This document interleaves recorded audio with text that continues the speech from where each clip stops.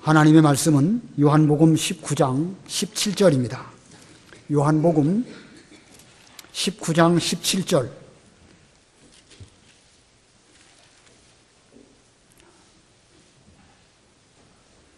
요한복음 19장 17절 마지막 절까지 봉독하겠습니다.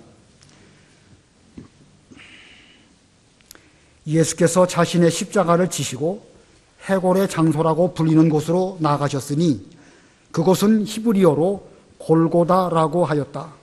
거기서 그들이 예수님을 십자가에 못 박았으니 다른 두 사람도 그분과 함께 양쪽에서 못 박고 예수님을 가운데 두었다. 빌라도가 명패도 써서 십자가에 붙였는데 거기에는 유대인의 왕 나사렛 사람 예수라고 기록되어 있었다. 예수께서 십자가에 못 박히신 곳이 도성에서 가까웠으므로 유대인들 중 많은 이들이 그 명패를 읽었는데 그것은 히브리어와 라틴어와 헬라어로 기록되어 있었다. 유대인의 제사장들이 빌라도에게 말하기를 유대인의 왕이라고 쓰지 말고 자칭 유대인의 왕이라고 쓰십시오 라고 하였으나 빌라도가 대답하였다. 내가 쓸 것을 썼다. 군인들이 예수님을 십자가에 못 박고 그분의 겉옷을 가져다가 네 부분으로 나누어서 각 군인마다 한 부분씩 차지하고 속옷도 차지하였는데 속옷은 이은 데 없이 위에서부터 통으로 짠 것이었으므로 그들이 서로 말하기를 이것은 찢지 말고 누구의 것이 되는지 제비를 뽑자 하였으니 이는 그들이 내 겉옷을 서로 나누고 내 속옷을 제비 뽑았습니다 라고 말한 성경이 이루어지게 하려고 군인들이 이런 일을 하였다. 25절. 예수님의 십자가 곁에는 자신의 어머니와 이모와 글로바의 아내 마리아와 막달라 사람 마리아가 서 있었다. 예수께서 자기 어머니와 그 곁에 서 있는 사랑하는 제자를 보시고 어머니에게 말씀하시기를 여자여 보십시오. 당신의 아들입니다 하셨고 그 다음에 그 제자에게 말씀하시기를 보아라 내 어머니이시다 하시니 그때부터 그 제자가 예수님의 어머니를 자기 집에 모셨다. 이 말씀 후에 예수께서 모든 것이 이미 이루어졌음을 아시고 성경을 이루어지게 하시려고 말씀하시기를 내가 목마르다 라고 하셨다. 거기에 신포도주가 가득 담긴 그릇이 있었는데 사람들이 신포도주를 듬뿍 적신 해면을 우슬초에 꿰어 예수님의 입에 대니 예수께서 신포도주를 받으신 후에 다 이루었다 라고 말씀하신 후 머리를 숙이시고 영을 내어 놓으셨다. 그날은 준비일이었다. 그 안식일이 큰 날이었으므로 유대인들이 그 안식일에 시체들을 십자가에 두지 않으려고 빌라도에게 그들의 다리를 꺾어 치워달라고 요청하니 군인들이 가서 예수님과 함께 못 박힌 첫째 사람과 또 다른 사람의 다리를 꺾고 예수께 와서는 이미 돌아가신 것을 보고 그분의 다리를 꺾지 않았다. 군인들 중 하나가 창으로 그분의 옆구리를 찌르니 곧 피와 물이 흘러나왔다. 이것을 본 자가 증언하였으니 그의 증언이 참되다. 그는 자신이 진실을 말하고 있음을 알았으니 그의 증언은 너희도 믿게 하려는 것이다. 이 일이 일어난 것은 그의 뼈가 하나도 꺾이지 않을 것이다 라고 한 성경이 이루어지게 하려는 것이었다. 또 다른 성경에 다시 말하기를 그들은 자기들이 찌른 자를 볼 것이다 라고 하였다. 38절. 이 일들 후에 아리마대 사람 요셉이 예수님의 시체를 가져가게 해달라고 빌라도에게 요청하였다.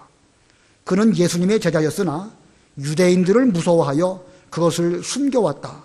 빌라도가 허락하니 그가 가서 예수님의 시체를 가져왔다. 전에 예수님을 밤에 찾아왔던 니고데모도 모략과 알로에를 섞은 것을 100리트라를 가지고 와서 그들이 예수님의 시체를 가져다가 유대인의 장례 관습대로 향료들과 함께 가는 배로 쌌다. 예수께서 십자가에 못 박히신 곳에는 동산이 있었고 그 동산에는 아직 아무도 장사된 적이 없는 새 무덤이 있었다. 그날은 유대인의 준비일이었고 또 한 무덤도 가까이 있었으므로 그들이 예수님을 거기에 두었다. 거기까지 봉독하겠습니다. 자, 오늘 본문의 내용은 예수님께서 십자가에 죽으신 것과 그리고 그 이후에 장례를 치러드리는 그런 내용입니다. 그래서 오늘 제목 예수님의 죽음과 장례, 예수님의 죽음과 장례라는 제목입니다. 지난주 오후 예배 시간에 공과 공부를 하지 못했기 때문에 이 시간 공과 공부를 하려고 합니다. 여러분들도 성경 공부이니까 좀 잘 배우시기를 바라고, 특별히 우리 주일학교 교사들은 이 말씀을 잘 배우고 익히셔서 감동으로 학생들에게 잘 가르쳐 주시면 좋겠습니다. 오늘 본문은 두 단락으로 구별이 되는데 17절부터 30절까지는 예수님의 죽음입니다. 십자가에 달리셨고 그리고 어떻게 돌아가셨는가 하는 죽음에 대한 것을 잘 말씀하고 있고, 그리고 31절부터 42절까지는 예수님의 장례입니다. 로마 군병들이 예수님의 시체를 확인하였고, 아리마대 요셉과 니고데모가 준비된 그 여러 가지 향품을 가지고 유대인의 장례 법대로 예수님을 잘 장례를 치러드렸습니다. 그래서 예수님의 죽음과 장례, 이것이 오늘 제목이고 두 대지입니다. 이 고린도전서 15장에 보면 그리스도께서 성경대로 우리를 위하여 죽으시고 무덤에 묻히셨다가 성경대로 제3일에 사실주를 살리심을 받으셨다, 이렇게 말씀하고 있습니다. 성경대로 죽으셨고 또 무덤에 장사되실 때에도 성경대로 되셨고 사흘 만에 부활하실 때에도 성경대로 되신 것입니다. 자, 이 예수님의 십자가의 죽으심, 장례, 부활, 이런 내용들, 이 모든 내용들이 비록 사람들이 자기들이 어떤 그 절차에 의해 가지고 이렇게 이루어진 것처럼 보이지만 그 속에는 하나님의 섭리가 있고 또 하나님의 섭리 속에서 성경대로 모든 일들이 이루어졌음을 성경이 우리에게 보여주고 있습니다. 예수님의 십자가, 장례, 그리고 부활, 이런 것들인데 오늘은 십자가와 장례에 대해서만 좀 살펴보려고 합니다. 본문이 긴데 간결하게 좀 생각해 보려고 합니다. 첫 번째 대지, 예수님의 죽음, 17절로 30절. 예수님의 죽음은 17절로 30절입니다. 한마디로 말하면 자기 십자가를 스스로 지신 것입니다. 예수님은 다른 사람에 의해서 피동적으로 억지로 십자가를 지신 것이 아니고 자기 십자가를 스스로 지셨다. 이것이 핵심이니까 학생들에게나 이 시간 여러분들도 그 면에 좀 초점을 맞춰서 배우시면 좋겠습니다.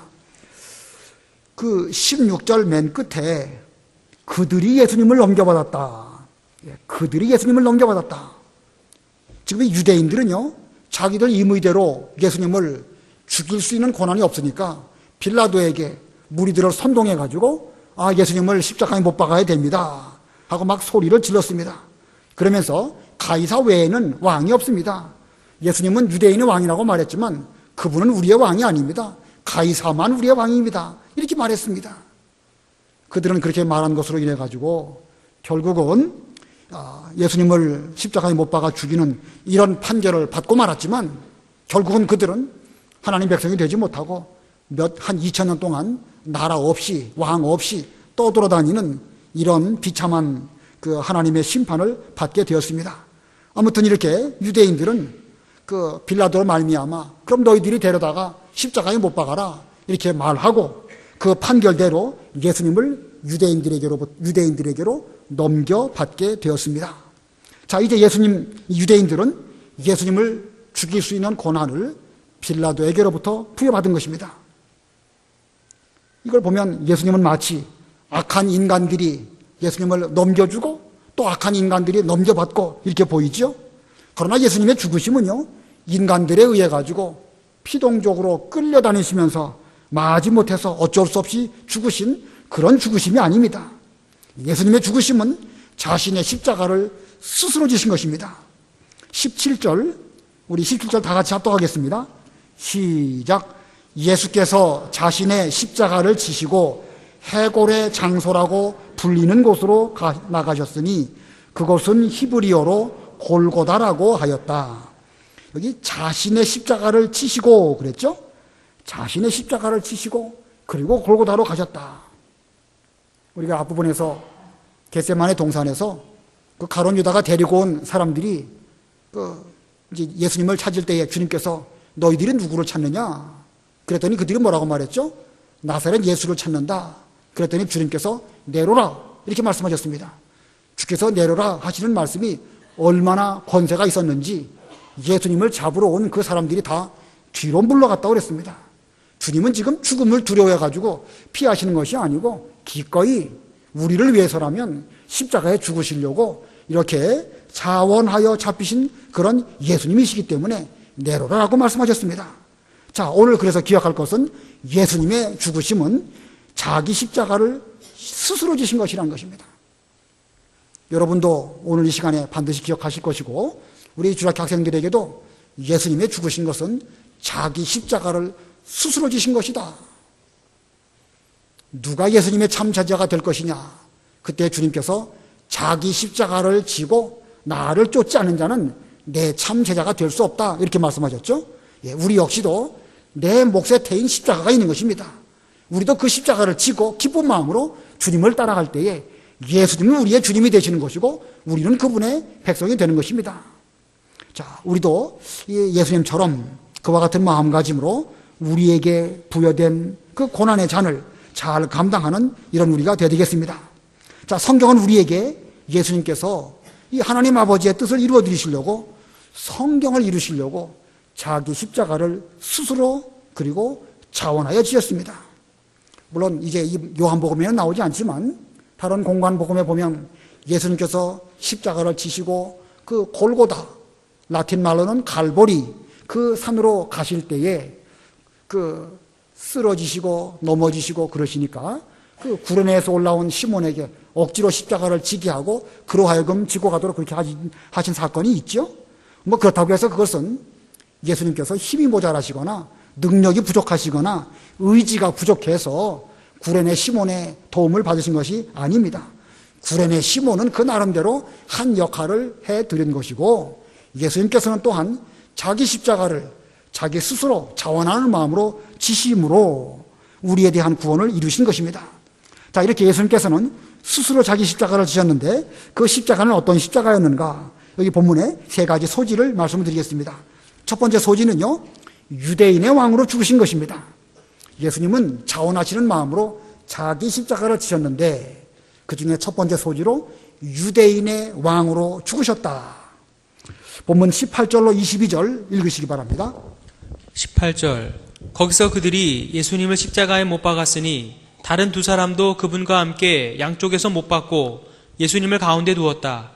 빌라도가 명패도 써서 십자가에 붙였는데 거기에는 유대인의 왕 나사렛 사람 예수라고 기록되어 있었다. 예수께서 십자가에 못 박히신 곳이 도성에서 가까웠으므로 유대인들 중 많은 이들이 그 명패를 읽었는데 그것은 히브리어와 라틴어와 헬라어로 기록되어 있었다.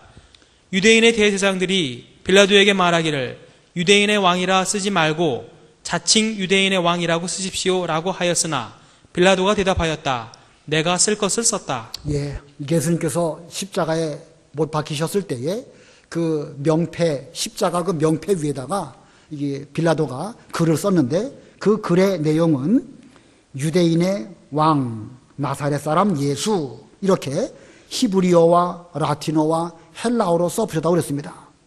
자, 우리 예수님은 우리들의 왕으로 세상에 오셨습니다. 요한복음은 예수님을 말씀으로 오셨고 창조주이시고 그에게는 생명이 있으셨고 빛이셨다. 이렇게 1장에서 말씀하고 있습니다. 그런데 이런 예수님께서 자기 백성들에게 왔는데 그 자기 백성들은 그 예수님을 영접하지 아니하였다. 이렇게 1장에 말씀하고 있습니다. 그리고 18장에서도 빌라도가 내가 유대인의 왕이냐라고 물었고 주님께서는 내가 유대인의 왕이다, 진리의 왕이다 이렇게 대답하셨습니다. 또 군병들은 예수님에게 가시면류관을 씌워드리고 그리고 자주색 옷을 입혀드리고 그리고 유대인의 왕 만세 하면서 예수님을 희롱하는 그런 일이 있었습니다. 자, 유대인의 왕으로 오신 예수님, 그럼에도 불구하고 정작 그 유대인들은 예수님을 알아보지 못했고 유대인의 왕을 십자가에 못 박는 그런 죄를 저지르고 말았습니다.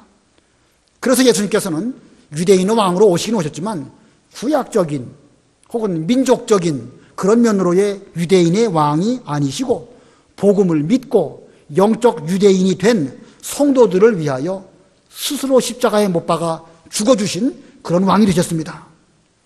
자, 이 빌라도가 그 십자가 명패 위에다가 유대인의 왕 나사렛 예수라고 기록을 하고 그것을 히브리어, 헬라어, 라틴어 이렇게 써 붙임으로써 그 예수님은 더 이상 육신적인 유대인들, 아브라함, 이삭, 야곱 그리고 다윗의 그 나라의 그 육신적인 유대인의 왕이 아니시고 천하 인간들 중에서 예수님을 구주로 믿으시는 모든 택한 백성들의 왕으로 죽어주셨고 그 사실을 만천하에 공포한 이런 사건이 바로 예수님의 십자가 사건인 것입니다. 예수님의 십자가 그 좌우에 각각 강도가 한 사람씩 있었습니다. 자, 이 모습은 육신적인 어떤 유대인을 나타내는 것이 아니고 전 인류의 구원의 모습이 이와 같은 것임을 보여주고 있습니다. 창세기 2장에 보면 하나님께서 에덴 동산에 여러 가지 것들을 다 창설하시고 그 동산 중앙에 생명나무도 두셨고 그리고 선악을 알게 하는 나무도 두셨죠. 그런데 첫 사람 아담은 선악을 알게 하는 나무의 실과를 따 먹음으로 그 후손인 우리 인간들은 전부 다 죄인이 되고 말았습니다. 자, 이 첫사람 아담 선악과를 따 먹음으로 모든 인간들이 다 죄인이 되었는데 마지막 아담이신 예수님께서 생명나무가 되셨고 그 예수님을 믿는 사람들에게는 이제 영생을 얻게 하는 이런 그 구주가 되신다는 사실을 이 좌우에 있는 그 인간, 그 강도들 사이에 계신 그 예수님의 모습을 통해서 우리에게 보여주는 것입니다. 자, 고린도 전서 15장 45절에 그 말씀이 있죠. 마지막 아담이라. 고린도전서 15장 45절 읽어보세요. 고린도전서 15장 45절. 첫사람 아담은 생명차가 되었다라고 기록된 것과 같이 마지막 아담은 생명을 주는 영이 되었다. 예. 하나님께서 아담을 지으시고 코에다가 생기를 불어넣으니까 그가 생명체가 되었다. 그런데 이 마지막 아담이신 예수님께서는 육신의 생명이 아니라 영적인 생명을 그를 믿는 우리들에게 주시는 이러한 그 구주로 이렇게 한쪽에는 그 구원받은 강도 또 한쪽에는 구원받지 못한 강도 이 사이에서 주님께서 우뚝 서신 그 모습을 보여주고 있습니다. 마치 에덴 동산 중앙에 그 선악과를 알게 하는 나무가 있는 것처럼 지금 이 골고다 갈보리 언덕 위에 한쪽 강도 또 이쪽 강도 있지만 그 가운데 예수님께서 그 십자가에 못 박히신 그 모습은 우리 모든 인류들이 한편으로는 구원받은 사람이 있지만 또 다른 종류로는 구원받지 못한 이런 사람들이 있는데 그 기준이 되시고 가운데에 예수님이 계신다. 그분은 참으로 영적인 우리 유대인들의 왕이시다라는 것을 성경은 우리에게 보여주는 것입니다. 자, 예수님께서 이렇게 참 유대인의 왕으로 우리를 위하여 죽으셨습니다.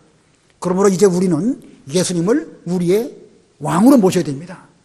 왕이신 예수님께서 우리에게 무엇을 말씀하신다고 하면 유대인으로서 참 유대인으로서 우리는 그 말씀을 잘 순종하고 또 그 나라를 위해서 충성하는 그런 우리가 되어야 됩니다. 유대인의 왕이신 예수님께서 우리를 위하여 죽으셨으니까 이제는 그 왕 되신 예수님을 위해서 죽어 드릴 수 있는 우리가 되어줘야 우리가 진정한 오늘날의 참된 유대인이라고 할 수가 있습니다. 자, 우리는 그분의 백성이고 교회는 그분의 나라입니다. 여러분들은 그 백성들입니다.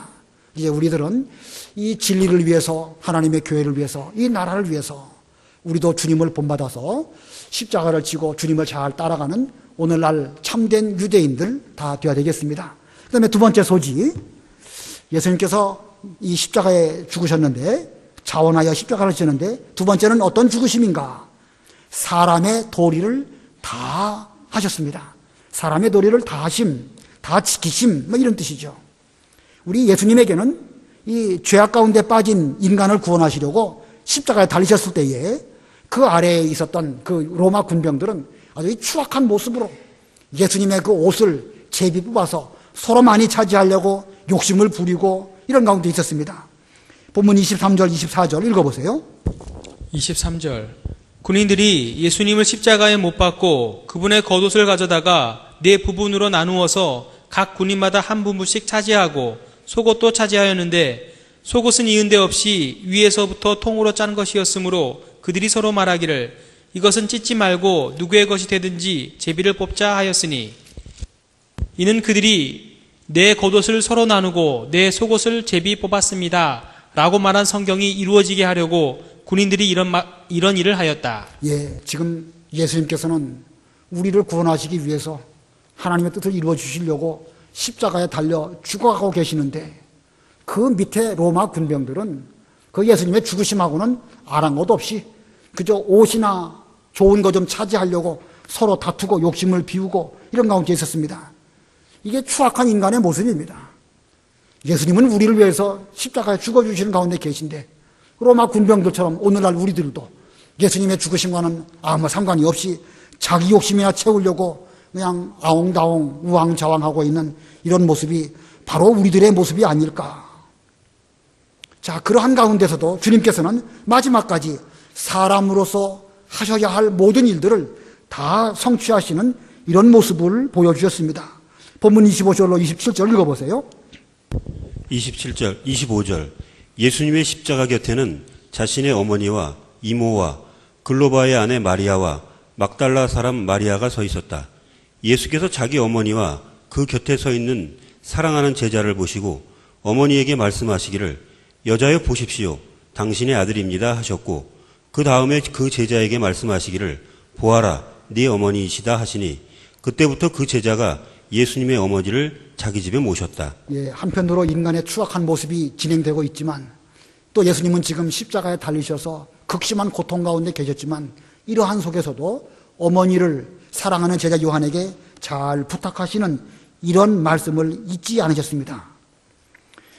자, 예수님은 영적으로 유대인의 왕이시지만 인간적으로 볼 때에는 그 육신의 어머니인 마리아의 아들이시죠. 마리아의 아들로 세상에 오셨습니다.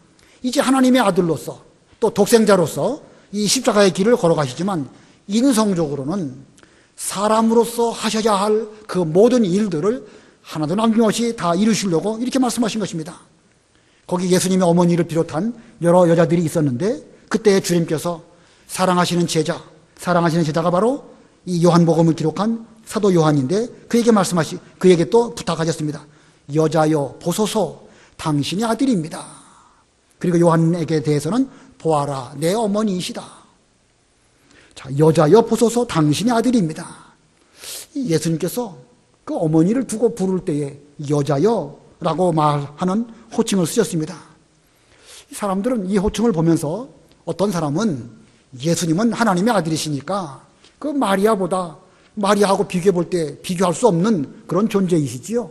그런 뜻으로 여자여라고 말했다. 이렇게 해석하는데 그건 맞지 않습니다. 여기 여자여라고 말하는 것은 그 당시에 높은 그 여자들, 그 귀부인 이런 사람들에게 대해서 부르는 존경어로서의 호칭입니다. 프랑스 사람들은 그 귀부인을 두고 부를 때 뭐라고 부르죠? 마담. 우리는 마담 그러면 뭐가 생각나죠? 다방에 있는 뭐 이런 사람 생각나지 않습니까? 그러나 본래는 그게 상당히 아주 높은 위치에 있는 그런 사람을 두고 부르는 말입니다. 마찬가지로 여기 유대인들도 그 여자여라고 한 것은 무슨 천대에서 부르는 그런 뜻이 아니고 존경하는 마음으로 어머니를 높여서 부르는 말로 여자여 당신의 아들이 이렇게 지금 고난 가운데 있습니다. 그러면서 요한에게는 보아라 내 어머니다. 앞으로 너는 나를 대신하여 나의 어머니를 잘 보살펴 드리면 좋겠다. 이렇게 부탁하셨습니다. 이걸 보면 우리 예수님께서는요 지금 십자가의 길을 걸어가시면서도 사람으로 하셔야 할 모든 도리를 다 하시기 위하여 이렇게 말씀하셨고 사도 요한에게 또 부탁하셨습니다. 예수님의 부탁을 받은 사도 요한은 그 마리아 예수님의 어머니를 어떻게 모셨을까? 성경에는 나와 있지 않은데 이 교회사적으로 볼 때 두 가지로 이 설이 있습니다.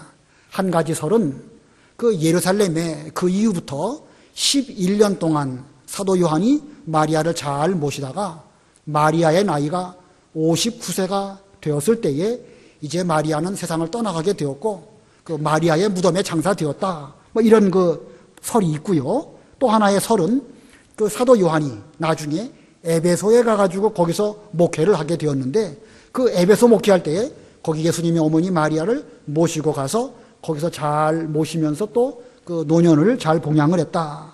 이런 설이 있습니다. 그런데 일반적으로 두 번째 말씀드린 설이 더 많은 지지를 받고 있는 것입니다. 자, 우리는 여기서 무엇을 깨달아야 될 것이냐? 예수님은 우리와 똑같은 육신을 갖고 계신 한 인성으로서 십자가의 길을 걸어가시며 하나님의 뜻을 다 이루어드리시는 이러한 가운데서도 사람으로서의 지켜야 할 도리, 인간의 어떤 인격, 품위 이런 것들을 놓치지 아니하시고 다 지키셨다. 그 얼마나 거룩한 길입니까? 십자가는 하나님의 일이고 신령한 것입니다. 그러나 그것만 또 중요한 것이 아니라 사람으로 해야 할 일들도 마땅히 하는 것이 그게 예수님께서 우리에게 보여주신 하나의 교훈입니다. 저와 여러분은 예수를 믿고 구원받은 오늘날 영적 유대인들입니다. 우리에게 가장 중요한 것은 신앙생활을 잘하고 말씀을 지키는 것입니다. 그러나 신앙생활 잘하고 말씀을 지키는 이것과 더불어 사람으로서 또한 지켜야 할 여러 가지 도리가 있습니다. 인격이 있겠죠? 이것들 우리가 잘해야 됩니다. 근데 이게 이상하게도 이 잘 믿는다고 하는 그런 사람들 가운데 보면 어떤 인격적인 그 어떤 그 품행, 어떤 그 도덕적인 윤리 이런 것들에 좀 부족한 경우들이 종종 있습니다. 그 넓게 나아가는 교회의 성도들하고 성경대로 믿어보려고 하는 성도들하고 어떤 사람들이 세상적으로 볼 때 더 품이 있어 보일까요? 뭐 꼭 그런 건 아니지요. 꼭 그런 건 아닙니다만은 우리 교계에서 일반적으로 하는 말에 의하면 그 넓게 나가는 교회의 그 목사들이나 성도들은 훨씬 더 인품적으로 더 존경할 만한 그런 것들이 있다는 것입니다. 더 많이 사랑하고 더 겸손하고 다른 사람을 잘 배려해주고. 그런데 잘 믿어보려고 하는 그런 사람들 중에서 보면 믿기는 잘 믿어요. 성경도 많이 알고 나름대로 신앙적으로는 노력을 많이 하는데 그 인격적인 그런 면에는 좀 부족하다라는 말들이 일반적으로 하는 말입니다. 실제로 우리도 그럴까요? 실제로 우리 교회도 그럴까요? 한번 좀 생각해 보셔야 됩니다. 점심시간에 밥을 먹으려고 줄을 서서 밥을 이제 타야 되는데 저도 좀 줄을 서려고 노력을 합니다. 근데 목사님이니까 앉아 계시면 타다 드리겠습니다. 좀 또 감사하지요. 또 목사로서 또 그런 대접을 받는 것도 또 필요하고 또 격에 맞기도 합니다. 그래서 마지 못해서 앉곤 하기는 하는데 아무튼 제 마음은 줄 서서 밥 타서 먹는 것이 좀 더 좋지 않겠는가 생각을 합니다. 근데 저의 경우는 괜찮아요. 제 경우는. 그러나 이게 일반적으로 처음 우리 교회에 온 사람들이라든지 이런 사람들이 교회에 와가지고 어디 뭐 마땅한 자리도 없고 아는 척도 안 해주고 이렇게 친절하게 해주지도 못하고 그럴 때에 말씀은 참 좋고 신앙적인 여러 가지 토양은 참 좋은데 그런 다른 면들이 좀 부족해가지고 교회를 정착하기가 어려운 이런 사람들이 의외로 많습니다. 의외로 많아요. 진짜로 많아요. 진짜로. 그런 분들이 사실은 우리 이런 정도 규모가 되면은요 자연 증식이 돼야 됩니다. 예수님께서도 그 달란트 장사하실 때에 차라리 그 돈을 은행에 집어넣고 이자를 받는 게 낫지 않겠느냐라고 말씀하셨지 않습니까? 마찬가지입니다. 이런 정도 규모가 되면은요 1년쯤 되면 적어도 몇십 명 정도는 자연 증식이 돼야 정상입니다. 근데 왜 안 되지요? 우리가 뭐 전도 못하고 그런 면이 있긴 있지만 왜 안 되는가? 좀 따뜻한 그런 면이 부족해서 그런 것입니다. 내일 우리 효도잔치 가는데요. 효도잔치 갈 때에도요. 좀 다른 사람의 마음을 좀 잘 보살펴 줘야 됩니다. 다 그 맞는 말, 옳은 말 하는데 옳은 말도 경우에 합당해야 그게 또 효과가 있는 것이지 옳은 말이라고 해서 이 상대방의 마음을 좀 불편하게 만든다고 하면 옳은 말도 그게 좋은 말은 아니에요. 좀 우리가 말하는데 상대방의 마음을 좀 상처를 주지 않도록 조심할 필요가 있지 않을까. 좀 우리 교회에서 친절하게 인사하고 질서를 잘 지키고 또 상대를 존경하는 이런 말, 이런 마음씨 이게 우리의 인격이 되어서 속에서부터 나와야 됩니다. 그러나 또 훈련도 필요해요. 훈련도 필요합니다. 인사할 때도요. 좀 허리를 정중하게 구부려서 인사하는 것이 필요하고 인사할 때도요. 말을 좀 해야 됩니다. 안녕하십니까? 반갑습니다. 일주일 동안 어떻게 지내셨습니까? 오늘 처음 오신 것 같은데 제가 뭐 잘 얼굴을 못 익혀서 그런지 모르겠습니다만 아무튼 반갑습니다. 이게 몇 마디 하는 것이 상대방의 마음을 좀 상당히 기쁘게 해줍니다. 좀 우리가 태도와 말에서부터 좀 인격이 나오는 이런 우리들이 좀 돼야 되지 않겠는가 생각이 듭니다. 예수님께서는요 십자가 위에서 극심한 고통 가운데서도 이렇게 사람으로 지켜야 할 모든 도리를 다 하신 것은 우리도 그렇게 해야 될 것을 보여주신 것입니다. 그다음에 세 번째 소지는요, 다 이루심입니다. 다 이루심. 다시 말하면 우리의 구원을 완성하신 것입니다. 자, 예수님께서는 그리스도의 사명, 우리의 구원, 또 아버지에게로부터 받은 바 모든 그 뜻, 성경에 기록된 모든 그리스도로서 하셔야 할 모든 일들, 이것을 하나도 남김없이 다 이루셨다. 28절로 30절 읽어보세요. 28절. 이 말씀 후에 예수께서 모든 것이 이미 이루어졌음을 아시고 성경이 이루어지게 하시려고 말씀하시기를 내가 목마르다라고 하셨다. 거기에 신포도주가 가득 담긴 그릇이 있었는데 사람들이 신포도주를 듬뿍 적신 해면을 우슬초에 깨어 예수님의 입에 대니 예수께서 신포도주를 받으신 후에 다 이루었다라고 말씀하신 후 머리를 숙이시고 숨을 거두셨다. 예, 여기 다 이루셨다. 이미 그 28절 가운데 보면 모든 것이 이미 이루어졌음을 아시고 성경이 이루어지게 하시려고 말씀하시기를 내가 목마르다. 이렇게 말씀하셨습니다. 그리고 사람들이 예수님에게 신포도주를 묻힌 우슬초를 예수님의 입에 대어드렸지만 예수님은 그걸 드시지 아니하시고 그리고 다 이루었다라고 말씀하시고 숨을 거두셨습니다. 자, 잘 한번 생각해 보시기 바랍니다. 지금 주님께서는요, 거의 모든 일들을 다 이루셨습니다. 예수님 머릿속에 생각하시기를 내가 이제 모든 것들을 다 이루었구나. 다 이루었는데 아직 이룬 것이 하나 있습니다. 그 신포도주를 먹는 이 일을 또 이루시려고 주께서 내가 목마르다 이렇게 말씀하셨습니다. 거의 다 이루어졌지만 이제 목마르다라고 하는 그 말씀, 예언된 그 말씀을 이루시려고 내가 목마르다라고 말씀하셨습니다. 그랬더니 옆에 있는 사람이 신포도주를 그 스펀지에 묻혀가지고 예수님 입에 이렇게 우슬초에 꿰서 이렇게 드렸는데 주께서 그것을 받기만 하시고 드시진 않고 다 이루었다. 이거 보면 지금 예수님 머릿속에는요, 하나님의 말씀, 예수님께서 메시아로 이루시려고 예언된 모든 성경 말씀을 하나도 남김없이 다 이루시려고 하나하나 머릿속으로 지금 카운트하고 계신 것입니다. 세고 계신 거예요. 구약에 많은 말씀들이 있는데 다 이루었습니다. 그리고 이제 마지막으로 내가 목마르다고 하는 말을 하고 신포도주를 받고 그리고 다 이루는 이 길을 가야 되겠구나 라고 하시면서 이렇게 거의 다 이루셨는데 마지막까지 더 이루시려고 내가 목마르다 말씀하셨고 그리고 마지막에 가서 다 이루었다 이렇게 말씀하시고 이렇게 숨을 거두셨습니다. 자, 다 이루었다 라고 하신 말씀, 이것은 예수님의 십자가 위에서 승리를 선언한, 우리의 구원의 승리를 선언하신 이런 말씀입니다. 택한 백성으로서 우리에 대한 구원을 다 이루셨다는 말씀이지요. 그렇다고 하면 오늘날 우리들은 이러한 예수님을 본받아서 신앙생활을 할 때에 우리 역시도 성경에 기록된 우리가 지켜야 할 말씀이라고 한다면 하나도 남김없이 애누리하지 말고 다 이루어드리는 이런 신앙생활을 해야 됩니다. 여러분들은 신앙생활함에 있어서 그래도 다른 사람보다 잘 믿어보려고 하는 그런 여러분들입니다. 여러분들은 어떻게 대답하실지 모르겠지만 목사인 제가 여러분을 볼 때에 이렇게 수요 예배까지 잘 오신 거 볼 때에 그래도 믿어보려고 노력하시는 그런 분들이십니다. 그러나 그렇다고 해서 우리가 아직 완전한 건 아니지요. 아직도 내가 부족한 것이 무엇일까 생각해 보면서 하나도 남김없이 다 이루어드리려고 노력하는 이런 우리가 되어져야 예수님을 제대로 본받는 이런 성도라고 할 수가 있는 것입니다. 사도 바울은 내가 선한 싸움을 싸우고 달려갈 길을 마치고 믿음을 지켰으니 라고 말을 하였지요.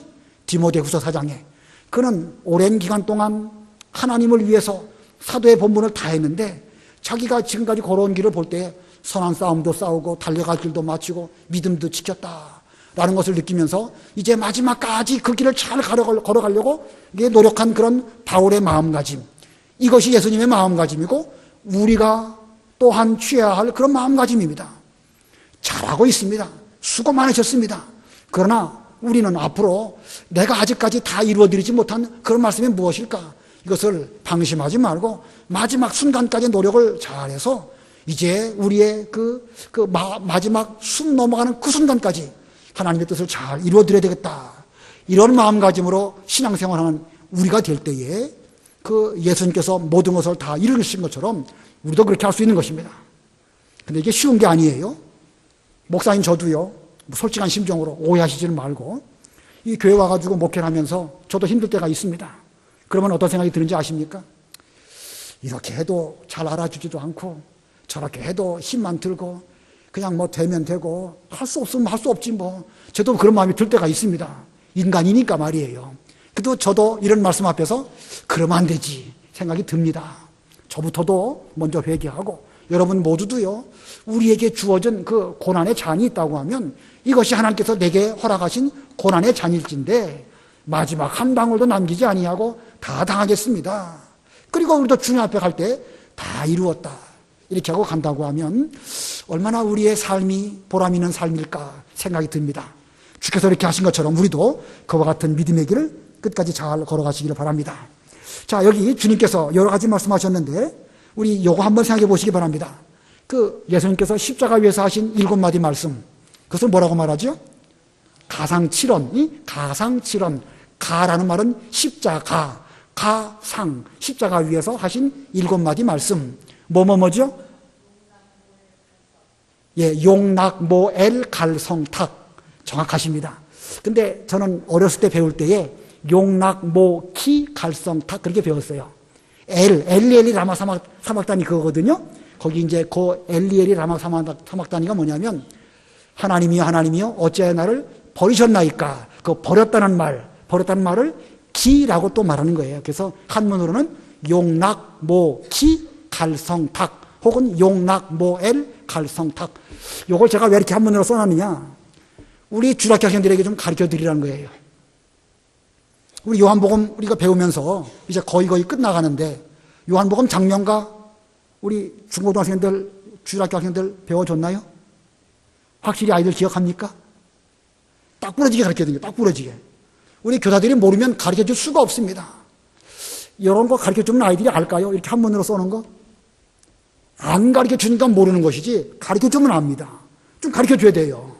여러분들이 여기 있는 거 잘 한번 좀 찾아보시고 써보기도 하시고 아이들에게 용자가 무슨 뜻이죠? 용서. 에? 아버지여 저들의 죄를 용서해 주시옵소서. 용서해달라는 거. 내가 오늘날 나와 함께 낙원에 있으리라. 아까 말한 것처럼 보아라 내 어머니이다. 사도 요한에게 어머니를 부탁하신 것. 그 다음에 아까 말한 그 엘리엘리 라마 사박단이 하나님이여 하나님이여 어찌하여 나를 버리셨나이까. 그 버린다는 뜻, 유기할 때 기자예요. 이게 좀 어렵죠, 그죠? 여러분은 어려워도요, 주일학교 학생들은 가르쳐주면 압니다. 지금은 몰라도 때가 되면 또 알게 될 때가 옵니다. 예수님께서 모든 성경 말씀이 다 이루신 줄 아시고 내가 그 목이 가라다 말씀하셨죠? 목마르다. 꼭 가라다는 말씀이고 성은 뭐지요? 다 이루었다. 아까 말씀하셨죠? 다 이루었다. 그리고 마지막으로 부탁한다는 말씀입니다. 아버지여 내 영혼을 부탁하나이다 하시면서 여기 말씀하시고 영을 내어놓으셨다. 여기 내어놓으셨다는 말씀도 의미가 있어요. 이 말은 피동적으로 저 사람들이 예수님을 죽였기 때문에 죽었다는 것이 아니고 예수님께서는 자원하시는 마음으로 자신의 생명을 내어놓으셨다. 그런 뜻입니다. 자, 용낙, 모기, 갈성탁 주일학교 학생들, 중고등부 학생들 좀 잘 가르쳐서 저들로 하여금 확실히 외울 수 있도록 그렇게 해주시면 감사하겠습니다. 시간이 없으니까 또 간결하게 두 번째 대지입니다. 예수님의 장례. 예수님의 장례 두 번째, 한마디로 말하면 성경대로 장사되신 것입니다. 성경대로. 자, 예수님은 십자가에 죽으셨고 또 6월절 안식일이 이제 바로 다가왔습니다. 그렇기 때문에 그들은 예수님을 빨리 장례를 치러드려야만 했습니다. 그래서 본문에 보니까 이 로마 군병들이 유대인들이 그 빌라도에게 안식일에 시체를 십자가 위에 그냥 두지 말고 빨리 치워버리면 좋겠다 이렇게 말하니까 군인들이 가가지고 예수님과 함께 못 박인 그 사람들을 하나하나 확인하고 그들이 아직 죽지 않았기 때문에 다리를 꺾었습니다. 그러나 예수님에게 이르렀을 때에는 이미 숨을 거두신 것을 보고 다리를 꺾지 아니하고 이제 창으로 예수님이 옆구리를 찔러서 피와 물을 다 쏟으시는 그런 일이 있습니다. 자, 예수님의 장례 성경대로 되었는데 성경대로 된 것 두 가지. 그 중에 첫 번째, 뼈가 하나도 꺾이지 않으심. 성경대로 장례되었는데 뼈가 하나도 꺾이지 않으셨다. 36절 읽어보세요. 36절. 이 일이 일어난 것은 그의 뼈가 하나도 꺾이지 않을 것이다 라고 한 성경이 이루어지게 하려는 것이었다. 예, 이사야가 아니고 시편 34편 20절에 예언된 그 말씀이 이루어지게 하시려고 예수님의 뼈는 하나도 꺾여지지 않게 되었습니다. 그리고 37절 또 읽어보세요. 또 다른 성경에 다시 말하기를 그들은 자기들이 찌른 자를 볼 것이다 라고 하였다. 예, 이 말씀은 스가랴에 있는 말씀입니다. 그들은 자기들이 찌른 자를 볼 것이다. 그들은 자기들이 찌른 자, 예수님입니다. 예수님을 찌른 자가 예수님을 볼 것이다. 그런 뜻이에요. 예수님을 찌른 자가 누구죠? 로마 군병이지요. 로마 군병이 예수님이 부활하셨을 때에 부활하신 예수님을 보지 않았을까라는 생각이 듭니다. 그러나 스가랴의 예언을 보면은 유대인들이 결국은 예수님을 죽였지만 나중에 그 유대인들이 다시금 회개하고 돌아와서 구원을 받게 될 것이라는 그런 의미가 있습니다. 한번 보고 넘어가겠습니다. 스가랴 12장 10절 읽어보세요. 다윗의 집과 예루살렘에 사는 주민들에게 은총과 애원하는 영을 부어줄 것이다. 그들이 곧 그들이 찌른 자를 바라보게 될 것이니 그들이 그를 위하여 마치 외아들을 잃고 울듯이 슬피 울 것이며 맏아들을 잃고 통곡하듯이 그를 위해 통곡할 것이다. 예, 예수님을 찌른 유대인들, 그들은 그 무서운 죄를 지어서 더 이상 그들에게는 구원이 없는 것처럼 여겨질 수도 있지만 세상 끝날에 유대인들도 회개하고 돌아와서 예수님을 구주로 믿을 것을 스가랴가 예언적으로 말하고 있습니다. 이걸 볼 때에 지금 뼈가 하나도 꺾이지 않을 것이다 라고 하는 성경 말씀이 응해진 것처럼 그 유대인들이 지금은 예수님을 십자가에 못 박아 죽이고 계속 믿지 않은 가운데 있지만 때가 되면 저들도 돌아올 것이다 라고 하신 이 성경 말씀 이루어질까요? 안 이루어질까요? 이거 이루어지는 것입니다. 성경 말씀이 이루어진 것을 볼 때에 이 스가랴의 예언도 지금 현재까지는 안 이루어졌습니다. 그러나 주님 재림하시기 얼마 전쯤 되면 저들도 회개하고 돌아오게 될 것을 성경은 우리에게 말씀하고 있는 것입니다. 그다음에 두 번째, 성경대로 이루어질 것의 두 번째 소지는요, 부자의 새 무덤의 장사 되심. 성경대로 부자의 새 무덤의 장사 되심. 시간이 없으니까 다 읽어보지 아니하고 잘 아시는 말씀이니까 아리마대 요셉 그리고 니고데모 그들이 그 이전에는 숨어서 유대인들이 무서워서 드러내놓고 예수님을 섬기지 못했지만 이제 이 사건으로 말미암아 그들은 그 담대하게 개역 성경 말씀 표현대로 당돌하게 빌라도에게 가가지고 예수님의 시체를 나에게 내어주시면 제가 그분을 잘 장례해 드리겠습니다. 이렇게 말을 하였습니다. 그 성경에 보면 그 세례 요한이 죽었을 때에도 세례 요한의 제자들이 세례 요한을 잘 장례 치루어 드린 그런 기록들이 있고 스데반이 돌에 맞아 죽었을 때에도 이 거룩한 성도들이 스데반을 잘 장례 치러준 그런 내용들이 성경에 있습니다. 살아있을 때야 그들이 예수님을 미워하고 스데반을 돌로 쳤지만 죽은 이후에는 죽은 시체를 잘 장례 치러 드리는 그 면에 대해서는 유대인들의 풍습에 의해서 어느 정도 이렇게 잘 허용이 된 것 같습니다. 이렇게 아리마대 요셉, 니고데모 이런 사람들은 그 이전에는 두려워서 예수님의 제자로서의 역할을 제대로 감당하지 못했지만 이 십자가 사건 이후에 그들은 완전히 달라졌습니다. 이걸 볼 때 우리는 두 가지 교훈을 얻게 됩니다. 첫 번째 교훈은요, 죽은 이후의 일은 걱정할 필요가 없다는 것입니다. 예수님께서 죽으시기 전까지는 여러 가지 성경에 예언되는 말씀들을 다 이루시려고 노력하셨습니다. 그러나 주님께서 죽으신 그 이후의 일들을 준비하신 내용들이 성경에 한마디라도 있나요? 없나요? 없지요. 우리도 그렇겠습니까? 안 그렇겠습니까? 우리도 마찬가지입니다. 물론 우리가 죽은 뒤의 일들을 바라보면서 믿음으로 준비하고 신앙을 잘 물려주려고 노력한 그런 거 필요합니다. 그러나 죽은 이후에 뭐가 어떻게 될까 인간적으로 이것저것 걱정하는 것은 그건 믿음이 아닙니다. 주님께서는 그 십자가에 돌아가실 그것에 대해서는 철저하게 준비하셨지만 죽음 이후에 당신의 무슨 장례 문제라든지 무덤 문제라든지 그런 것은 걱정하지 않으셨습니다. 다만 어머니에 대해서는 부탁하셨죠. 그런 거는 우리도 마땅히 해야 됩니다. 그러나 자신의 무슨 장례 문제를 염려할 건 없어요. 아무튼 우리는 그 믿음 지키고 살 것 걱정해야지 죽음 이후의 일에 대해서는 걱정할 필요가 없다. 또 한 가지 생각해 볼 것은, 또 한 가지의 교훈은 이 예수님의 십자가는 이 약한 자들을 강하게 하신다는 것입니다. 예수님의 십자가 사건 이전에는 아리마대 요셉이나 또 이 니고데모 뭐 두려워해가지고 함부로 나서지 못했지만 이 사건 이후에 그들은 달라졌습니다. 우리들도 이 예수님의 십자가를 생각해 볼 때에 과거에 우리가 믿음을 잘 못 지키고 두려웠던 그런 면이 있다고 하면 예수님의 십자가 앞에서 이 시점부터는 우리는 좀 달라져야 됩니다. 힘있고 용기 있는, 그래서 하나님의 일을 잘 감당할 수 있는 이런 사람이 돼야 되지, 내내 죽을 것이 무서워가지고 할 말도 못하고 자기 목도 제대로 감당하지 못하는 이런 사람이 되면 곤란하겠죠. 우리부터 달라져야 됩니다. 우리부터 달라져야 되는 것이고, 우리가 믿음이 달라져가지고 우리 몫에 태인 십자가를 잘 지고 간다고 하면 우리의 모습을 보고 다른 사람들, 우리의 자녀들이든지 우리의 이웃들도 아무개가 믿음을 잘 지키고 하나님의 뜻을 잘 이루어드린 걸 보니까 나도 저렇게 돼야 되겠다 하는 그런 열매를 맺게 되는 것입니다. 아무쪼록 우리 먼저 변화하고 우리가 예수님의 그 발자취를 잘 따라간다고 하면 다른 사람들에게도 영향을 미치는 그런 우리가 될 것입니다. 자, 오늘 예수님의 죽으심과 예수님의 장례, 예수님의 죽으심은 어떤 죽으심이라고 그랬죠? 스스로 자기 십자가를 지신 그런 죽으심입니다. 유대인의 왕으로 죽으셨고, 또 두 번째가 뭐였죠? 사람의 도리를 다 지키셨고, 그리고 하나님께서 그 준비해 놓으신 성령의 모든 예언의 말씀들을 다 이루신 그런 죽으심이었다. 우리도 그와 같은 그런 십자가, 그런 죽음 잘 준비하는 우리가 되어야 되겠고, 또 예수님의 장례도 이렇게 이루어진 것을 기억하면서 우리도 죽음에 대해서 걱정하지 말고 우리도 좀 예수님의 십자가 앞에서 변화되어지고 우리의 변화된 것으로 인해서 다른 사람도 변화를 시킬 수 있는 그런 우리들이 되어야 되겠습니다. 기도하겠습니다.